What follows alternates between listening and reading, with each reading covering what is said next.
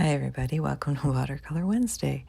Today, I want to talk a little bit about wet on wet and wet on dry and how that affects your watercolor painting. One of the beautiful and exciting things to me about watercolor is watching its fluid. It's kind of out of your control sometimes, and you're watching what the paint is doing on the paper, and you kind of give up a little bit of that control with watercolor. But on the flip side, when you paint wet on dry, you have all the control you need. Have you guys ever seen some hyper realistic watercolor paintings? Oh, it's so gorgeous. So you can use wet on wet technique, wet on dry, or combination of both. But you do actually have some control when it comes to watercolor. So today we're going to paint a little bit of each. We're going to do wet on wet and wet on dry. And then hopefully you can see the difference, and then it's something you can practice and work with. It's all fun, in my opinion.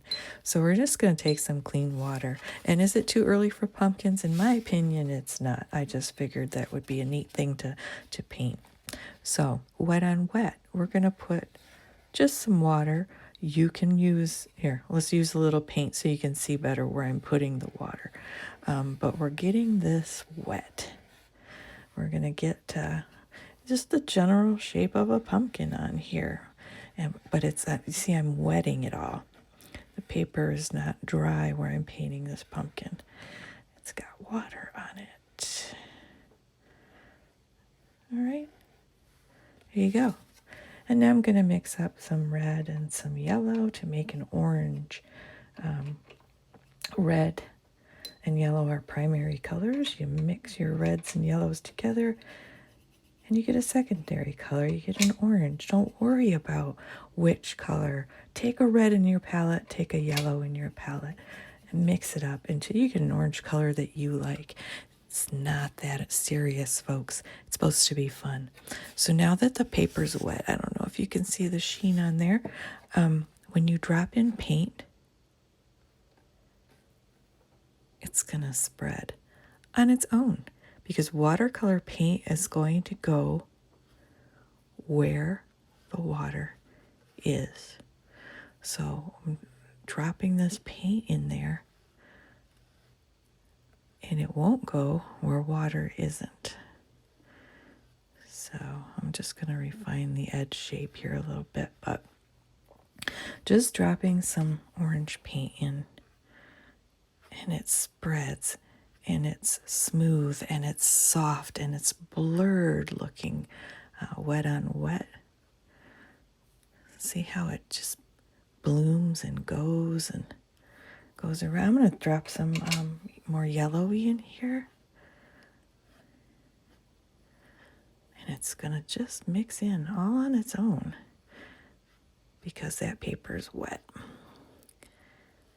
Okay? We're not getting too technical. We're not getting really specific on our colors and our brushes and our paints. The only thing I would suggest is using some nice watercolor paper.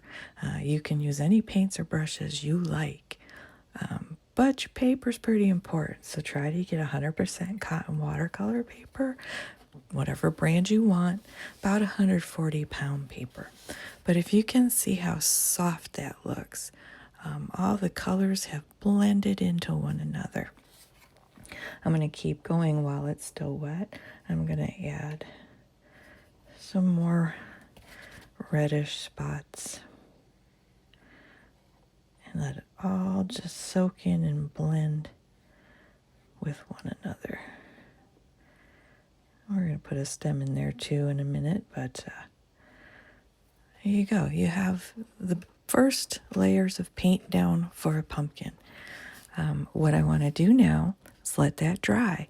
We're going to come back and paint some more, but we're going to paint wet on dry. And that's where you have more control over your paint. I'm going to be right back. Okay, this is pretty dry. There's all kinds of little nuances.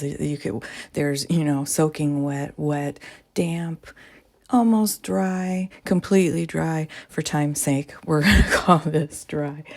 And this is where more of your control comes in. So I'm going to go in with another layer of orange, but now it's dry.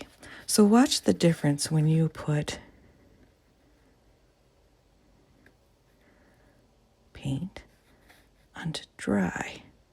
Do you see the extreme control I have now? Every line I place stays where I put it rather than bleeding and spreading and mixing. And this is where you can get into those details. And you can do layer upon layer upon layer with watercolor and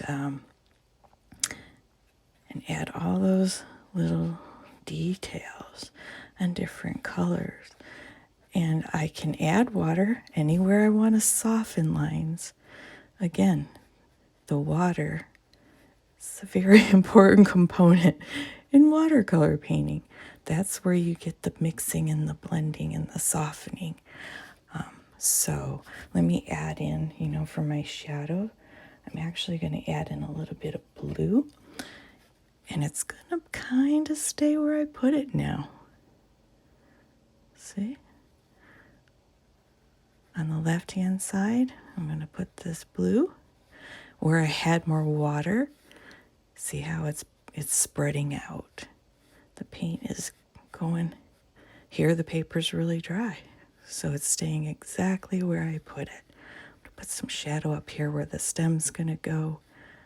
A little more over here on this side. And if I let this dry again, I can come in and make even more details. But I'm going to stick in a little stem. Let's see, I'm going to use some dark green. Maybe a little brown. Make it a really earthy,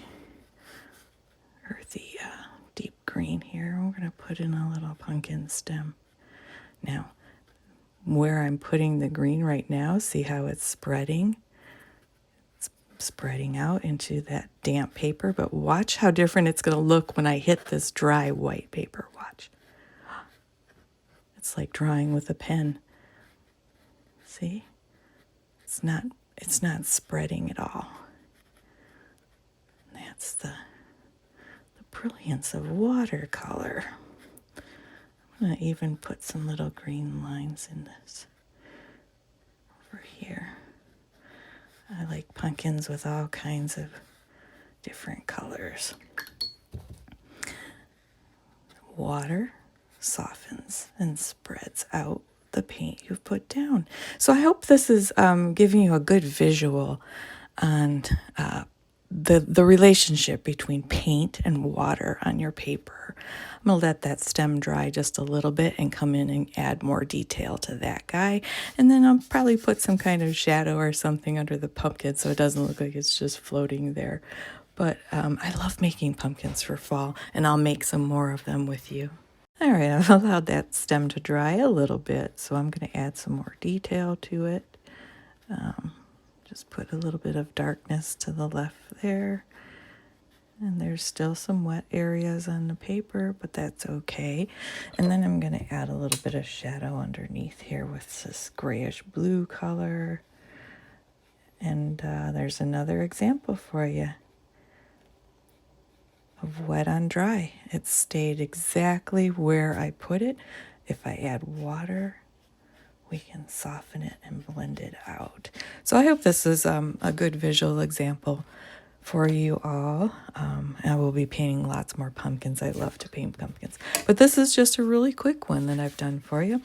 Just a couple layers of paint and a couple of times letting it dry.